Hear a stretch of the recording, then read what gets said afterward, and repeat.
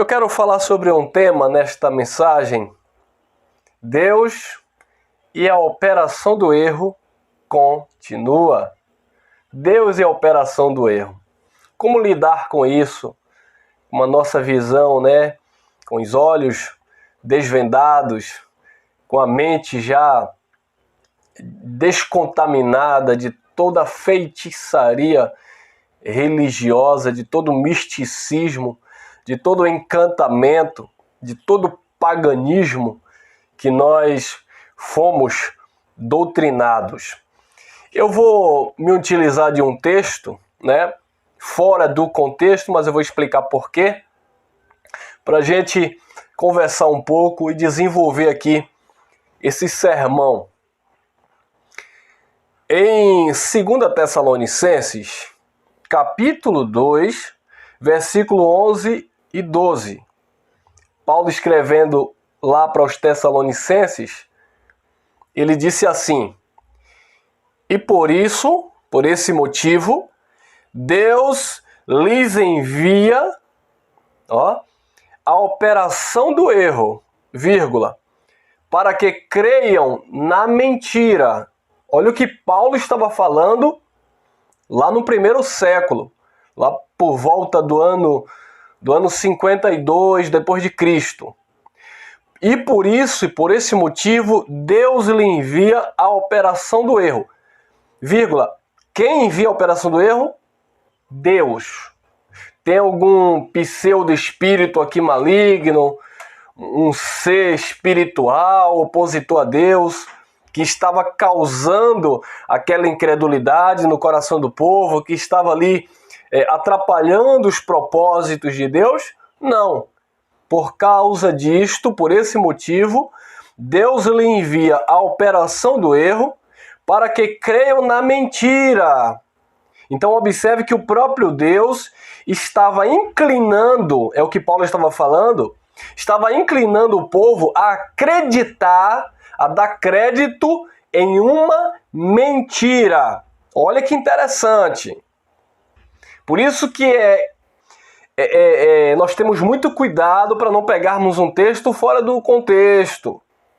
Então, quando se usa lá o texto de João capítulo 8, versículo 44, que Deus diz: vocês têm por pai o diabo, que ele foi homicida e pai da mentira, desde o princípio, nunca se firmou na verdade, porque nele não há verdade. Aí os religiosos atribuem aquela força de expressão diabo a um ser espiritual. Nós já temos mensagem aí que explicamos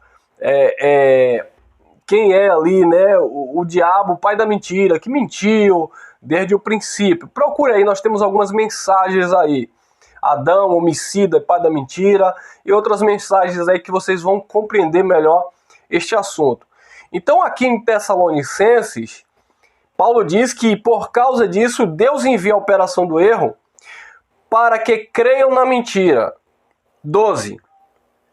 Para que sejam julgados, então haveria um julgamento dentro desse contexto. Para que sejam julgados todos os que não creram na verdade, antes tiveram prazer na injustiça ou na iniquidade. Dentro desse contexto, Paulo está falando do homem da iniquidade, o homem do pecado, aquele que iria se assentar no templo de Deus, parecendo-se com Deus. E o contexto aqui do templo era lá de Jerusalém. O templo ainda estava de pé. E Paulo estava dizendo que alguém ia se assentar lá naquele templo, se parecendo com Deus, se dizendo o próprio Deus.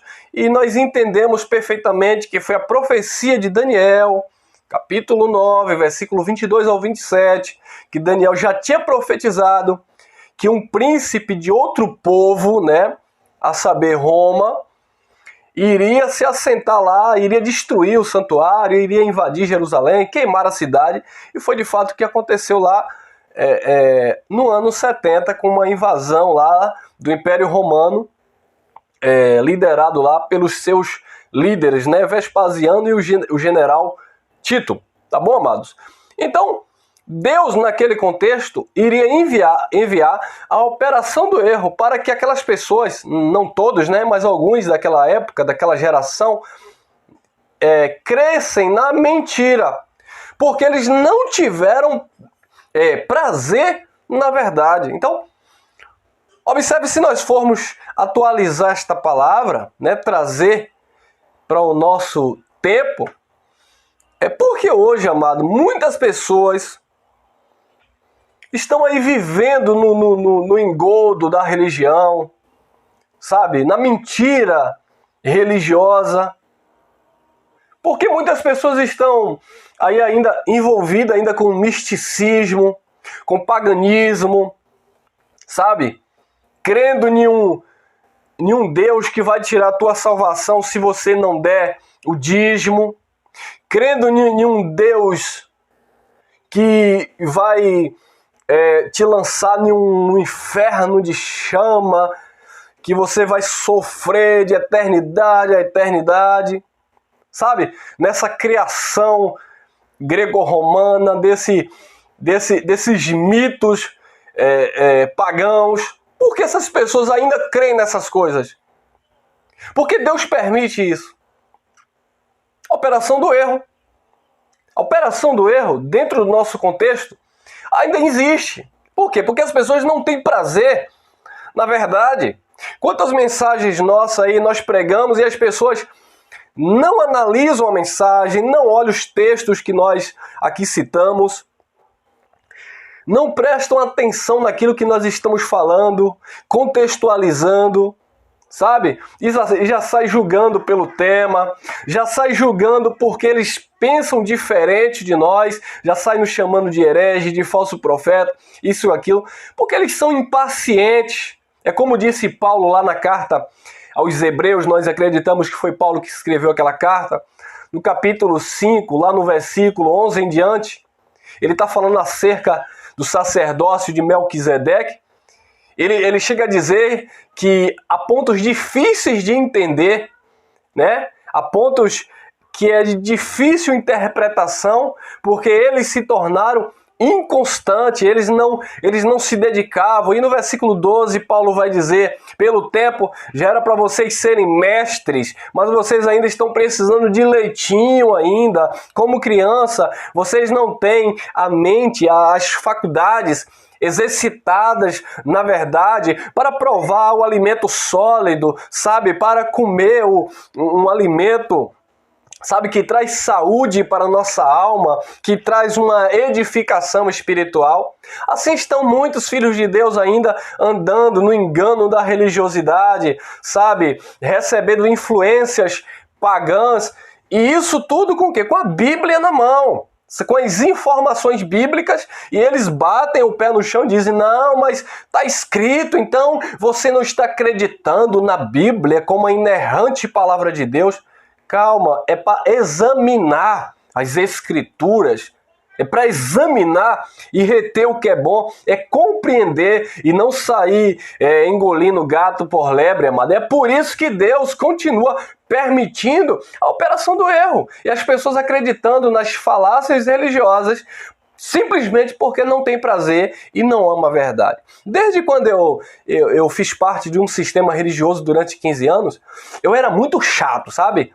Os meus líderes ali, os pastores, eles se incomodavam porque eu gostava de pesquisar, de estudar, debater no bom sentido, perguntar, sabe, indagava. Não, peraí, esse texto aqui está dizendo que Deus levantou Faraó para isso mesmo, e vocês estão dizendo que a predestinação não existe. Aí eles diziam: não, mas não é bem assim, aqui é um caso isolado. Eu dizia: vem cá, e Judas aqui, meu amado, olha o que está escrito aqui, que entre os 12 ele já era da perdição. Não, mas foi porque Judas ele iria trair Jesus, então Jesus, já sendo onisciente, então Jesus já preparou ele para a perdição, porque Jesus sabia que ele iria sair, que ele iria trair, e não era isso, amado. Então eu sempre fui um pouquinho chato.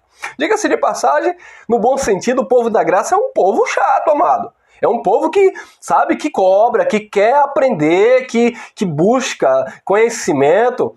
Lembrando também, né, como disse Paulo, a ciência incha, o amor edifica. Então não adianta você se encher aí de conhecimento da graça de Deus, etc e tal, mas não ter o amor para aplicar de fato a tua vida, né, neste evangelho maravilhoso. E é justamente por esse motivo que Deus lá enviou a operação do erro para que eles acreditassem na mentira. Por quê?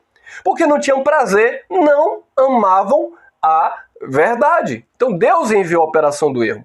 Agora eu quero ler um outro texto bem interessante para eu aqui colocar uma outra questão. Deuteronômio capítulo 18, versículo 9 em diante. Olha o que diz. Quando entrares na terra que o Senhor teu Deus te dá, não aprenderás a fazer conforme as abominações daqueles povos. Deus, por meio de Moisés, estava chamando a atenção do seu povo Israel para quando Israel se apoderasse das terras, né, das posses que Deus iria dar àquele povo. Deus estava dando uma advertência para eles não aprenderem a cultura pagã religiosa daqueles povos. Olha que desde lá do Antigo Pacto, Deus já se preocupava com isso. Não é para vocês se envolverem com isso. Versículo 10, Deuteronômio 18, 10. Não se achará no meio de ti quem faça passar pelo fogo seu filho ou a sua filha, nem adivinhador, nem prognosticador, nem agoreiro, nem feiticeiro, nem mágico. Olha que interessante. Não é para achar no meio de vocês. Deus estava dizendo para aquele povo, eu não quero no meio de vocês, ó Israel, eu não quero no meio de vocês pessoas que passam filho pelo fogo, porque era uma cultura pagã. Eu não quero no meio de vocês adivinhadores, eu não quero no meio de vocês mágicos, eu não quero no meio de vocês agoreiro, eu não quero no meio de vocês encantadores, eu não quero no meio de vocês feiticeiros. E o que é que nós estamos vendo hoje no meio do povo que se diz um povo de Deus? Feiticeiros, mágicos, agoreiros, enganadores. É o que mais nós vemos hoje no meio do povo de Deus. Adivinhadores. E muitos gostam disso, amados. Ah, eu vou naquela igreja, porque naquela igreja tem um pregador que ele revela, irmão, até o seu CPF. Interessante, ele trabalha na Receita Federal. O que é que eu tenho a ver com isso? Olha, se eu vou procurar alguém para revelar meu CPF, eu mesmo pego aqui meu CPF e olho o número dele. Eu preciso de alguém para revelar a minha carteira de identidade, irmão. Mas as pessoas procuram isso. Ah, eu vou naquele círculo de oração, porque lá tem uma irmã que ela é muito usada por Deus. Eu estou falando isso, amado, porque Deus já proibia isso desde o Antigo Pacto. E é por isso que Deus permite até hoje a operação do erro. Eu vou lá porque ela é aquela irmã do cocó de fogo. Ela adivinha a minha vida. Ela sabe o que eu estou passando em casa. Ela sabe o que eu estou passando com minha esposa, com meu marido, com meus filhos. Ué, e você não sabe, não? Você não sabe o que você está passando com a sua esposa, com seu marido, com seus filhos, no seu trabalho, na sua escola, na sua faculdade, na sua vida. Você precisa que alguém venha contar para você o que você está vivendo? Então as pessoas estão ainda hoje procurando esses adivinhadores. Ah, eu tenho um parente, né, bem próximo, que estava afastado dos caminhos do Senhor. Aí foi em uma reunião, chegou lá, tinha um pregador que estava adivinhando, olha que absurdo, o número do chassi do carro do pastor presidente. Ah, essa pessoa não resistiu. Quando aquele homem adivinhou o número do chassi do carro do pastor presidente, oxe, aquela pessoa pulou já lá na frente chorando, levantou a mão e disse, eu quero esse Jesus. Que é esse Jesus? Porque ela só conseguiu enxergar Jesus por causa daquele homem que adivinhou o número do chassi do pastor? E por que ele não adivinha aí o número da Mega Sena agora que no final do ano vai ser, ó, um prêmio milionário. Cadê? Cadê esses homens aí, esses adivinhadores, que ficam aí propagando, paloureiros, ficam aí dizendo que vai acontecer isso no nosso país, porque Deus mostrou para ele em sonho. Interessante. Interessante isso. São agoreiros, faladores vãos, não tem conhecimento da verdade e por causa disso, Deus permite a operação do erro para que eles creiam nessas mentiras. E os filhos de Deus, que não têm prazer na verdade, eles se enredam por este vento de doutrina, por homens malignos, e eles se tornam escravos desse sistema. Isso é um perigo, amado. E isso tem acontecido até os dias de hoje. Continuamos, versículo 11, Deuteronômio, capítulo 18, versículo 11. Nem quem consulte um espírito adivinhador, nem mágico, nem quem consulte os mortos. Então, consultar os mortos era uma cultura pagã. E Deus estava dizendo ao seu povo, quando herdasse aquelas terras, ou aquela terra, para eles não adquirirem os costumes pagãos, para eles não terem adivinhos, eles não consultarem agoreiros, mágicos, feiticeiros, e nem aqueles que consultavam mortos, porque isto era uma cultura pagã. Hoje nós vemos as pessoas usando as escrituras para consultar quem já morreu. Mas Deus falou o que acerca disso? Para consultar ou para não consultar? Para não consultar. Mas as pessoas estão consultando. Eu quero aqui pegar uma brecha aqui nesta mensagem. Você sabia que tem muitos evangélicos que consultam os mortos? Eu espero que você entenda o raciocínio. Quem são os evangélicos que consultam os mortos?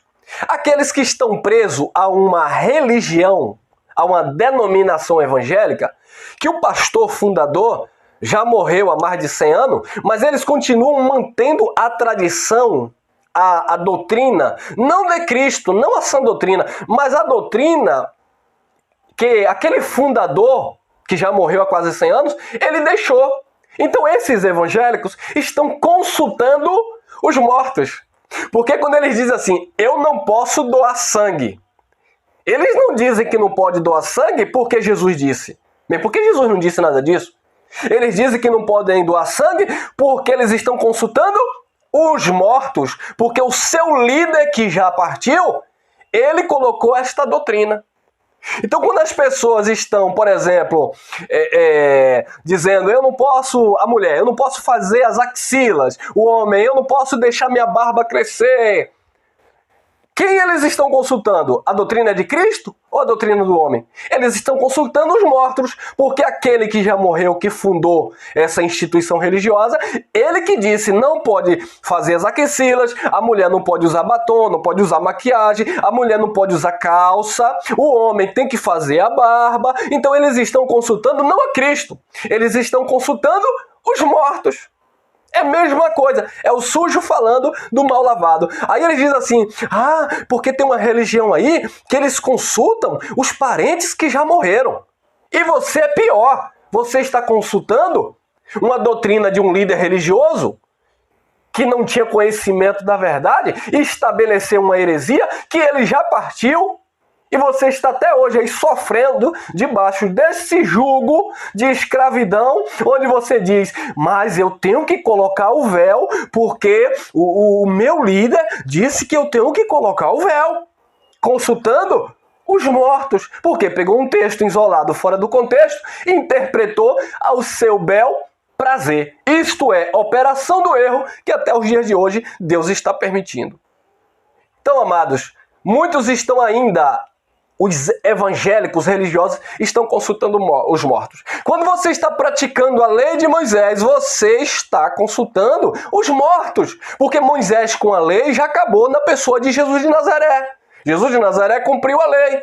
Não vigora mais a lei. Quando você se submete em guardar sábado, subir monte, unção com óleo, jejum, batismo em águas, e Páscoas judaicas, e festa das primícias, festas de Pentecostes, você está consultando os mortos, porque Jesus de Nazaré cumpriu a lei, ele estabeleceu a nova e eterna aliança. Hoje nós não vivemos mais para o Cristo histórico, mas para o Cristo ressuscitado, aquele que vive e reina na nossa vida, aquele que você mesmo diz que ele está vivo de eternidade a eternidade. No entanto, você está consultando quem? O homem da mão furada está passando por aí.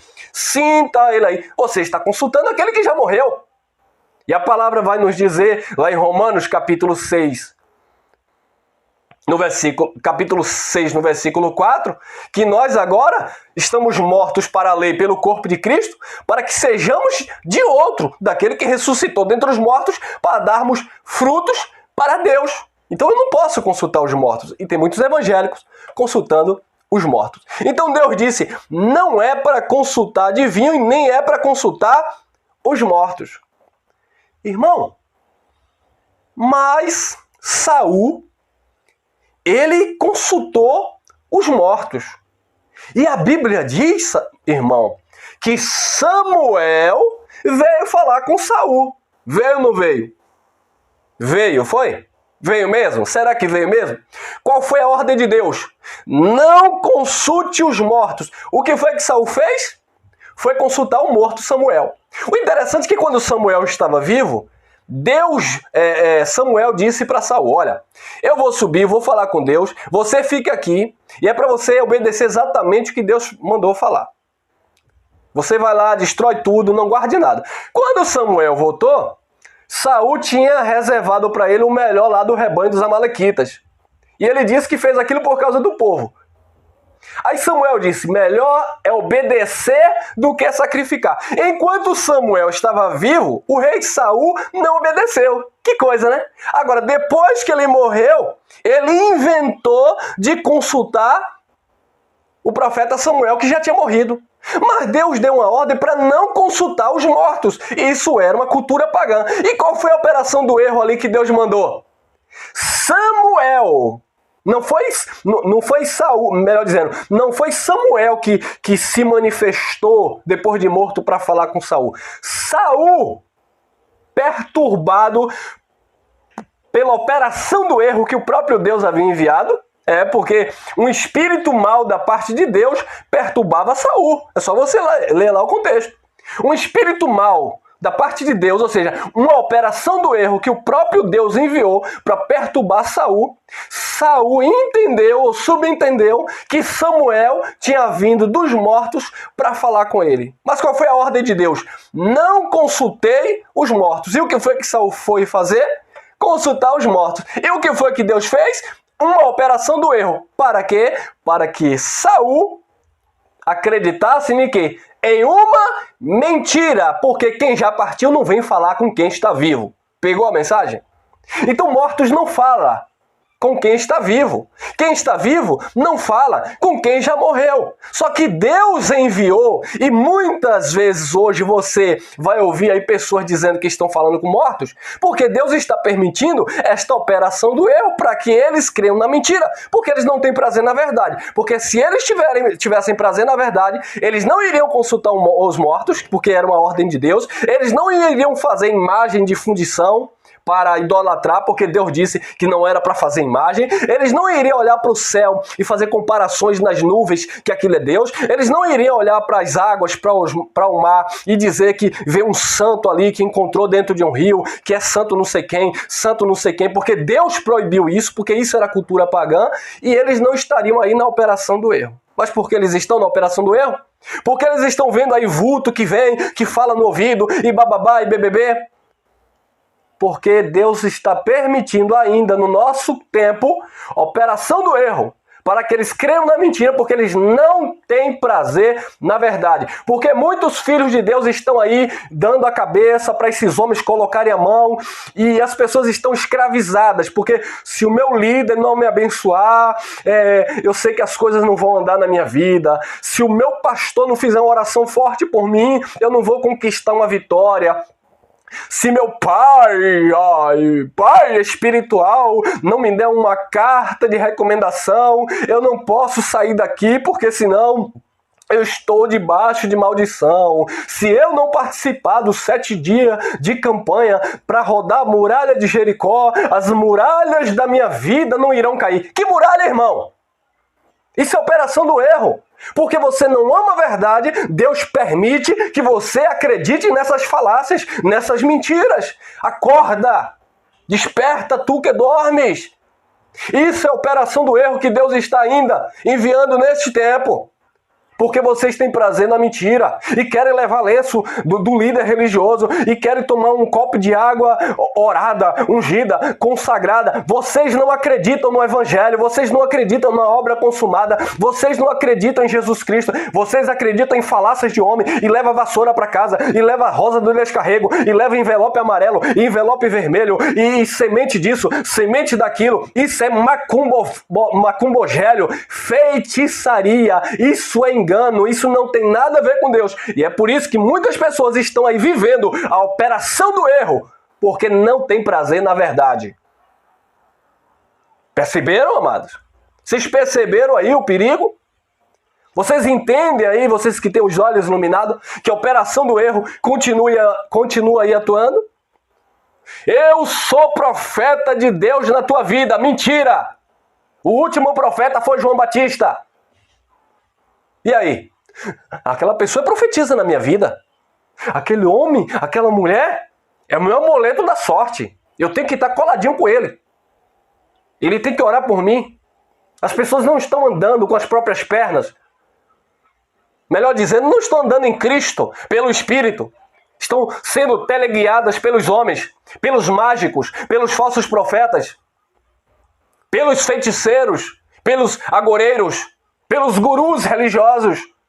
Essa palavra é para que você venha andar pelo Espírito. A mensagem que nós pregamos não é para você ficar aí colado ao irmão Elcio, não é para você ficar aí preso aos irmãos que ministram na graça de Deus, é para que vocês estejam presos a Cristo, porque foi isso que Paulo ensinou, levando cativo o nosso pensamento a Cristo.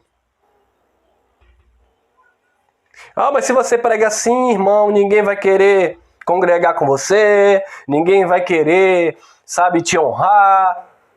Nada podemos contra a verdade, senão em favor da verdade. Nós não estamos aqui para criar um outro sistema religioso. A operação do erro está aí, mas não está em nós. Precisamos falar a verdade com sinceridade diante de Deus. Então muitos estão aí, consultando adivinhos, consultando os mortos. Será que eu posso casar com aquela pessoa? Eu vou pedir o pastor para orar. Aí o pastor vai analisar. É como o meu casamento na época. Os líderes não queriam. Não é de Deus. Aí hoje eu estou em paz, casado, pai de família. E eles estão de bico.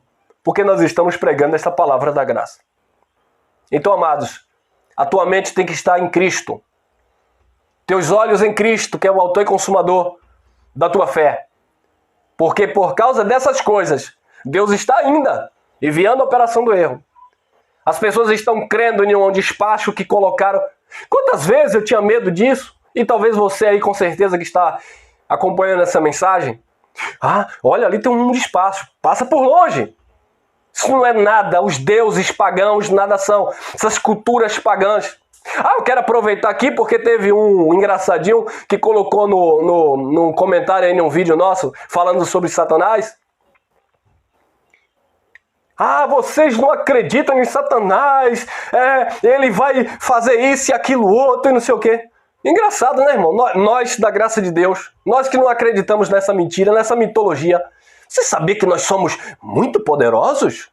Olha, eu vou falar para você aí, religioso, que entrou aí, você que vai acompanhar essa mensagem pela primeira vez. Você que tem medo de um diabinho aí, um ser espiritual, e uns espíritos aí, um tranca-rua, um preto velho, Maria Padilha. Faça um pacote, final de ano tá chegando, faça um pacote desses preto velho, Maria Padilha, Chucaveira, Chumulamba, esses demôniozinhos que vocês têm aí. Pega o pai que vocês dizem que é o Satanás, que é o príncipe das trevas. Pega esses demônios tudo aí e manda pra mim. Nós não temos medo dessas mentiras, dessas falácias. A religião não nos engana mais. Nós não temos medo de vulto, nós não temos medo desta cultura pagã, romana, com a palavra adulterada que vocês têm, com a interpretação totalmente deturpada. Nós não temos medo. Nós somos um povo que estamos em Cristo e nós desafiamos esses espíritos aí que vocês dizem aí que separa marido e mulher, que vocês dizem aí que acaba com a vida financeira, esses demônios aí cortador, migrador e devorador, que é gafanhoto na Bíblia, mas vocês dizem que são demônios. Nós somos um povo em graça, nós não dizimamos, tá bom? Nós não damos dízimo judaico. E cadê esses demônios para destruir as nossas vidas financeiras? Não! Vocês estão vivendo a operação do erro. Nós vivemos a graça de Deus em Cristo Jesus, estamos reinando em vida e em perfeita vitória. E tudo que acontecer nas nossas vidas, seja positivamente ou negativamente, é Deus. Está dando certo, alguma coisa deu errado, normal. Somos seres humanos, né? Estamos aqui participando de carne e sangue. O sol nasce para todos, a chuva cai para todos. Todos nós, nessa matéria, ficamos doentes, todos nós ficamos desempregados, sem dinheiro, todos nós passamos momentos difíceis na vida. Todos nós sofremos algum tipo de acidente. Ah, certa feita eu bati minha moto no fundo de um carro. Ah, parente meu, um primo, só porque eu não pertenço ao sistema que ele pertence, saiu comentando, olha, essas coisas é porque o Elcio, ele abandonou os pastores, abandonou Cristo. Foi? E agora, o que é que você me diz? Eu estou reinando em vida, em perfeita vitória, em paz com Deus, próspero, livre e sem temor do mal. E agora? E outra coisa, não sou dizimista. Vocês estão vendo, amado? Como essas pessoas enviam a operação do erro? Não podem viajar, não podem comprar, não podem vender, porque se o líder não liberar, se o líder não derramar o óleo, se você não comer um pedacinho de pão, você não tem vida com Deus. Se você não receber a oração profética, nada vai dar certo na sua vida. Isso é operação do erro. Isso é feitiçaria. Isso é adivinhação. Isso é consultar mortos. E Deus está aí permitindo na vida de muitos, porque não ama a verdade, não ama o evangelho, não tem prazer em Deus. Guarde essa palavra no teu coração. Compartilhe aí para que haja uma libertação na vida dos teus familiares. Aqueles que Deus abriu entendimento, glória a Deus. Muitos vão vir para cima de você, sabe? Mas fique em paz com Deus, porque nada podemos contra a verdade, senão em favor da verdade. Graça e paz e